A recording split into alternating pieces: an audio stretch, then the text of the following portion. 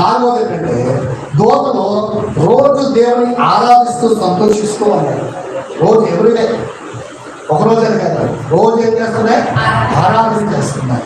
చూద్దాం ఏహెజ్కేలు గ్రంథం, దానికి ముందు యోగ గ్రంథం 38:6-7 చదివాం. 38:6-7. దాని మీద పరిణామం కొలవేసిన వాడు ఎవడో చెప్పుము. దాని స్తంభములో పాదముల దేనితో కట్టబడినవో చెప్పుము. ఉదయ నక్షత్రములు ఏకముగా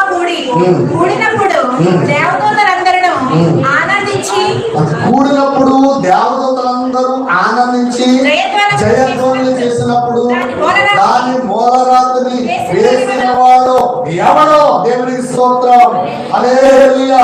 ఉదయ నక్షత్రములు ఏకముగా కూడి పాడినప్పుడు దేవదూతలందరూ ఆనందించి జయధ్వనులు చేసినప్పుడు దాని మూలరాత్రిని వేసిన వాడు ఎవడు? దేవదూతలందరూ కూడా ఏం చేస్తారంట?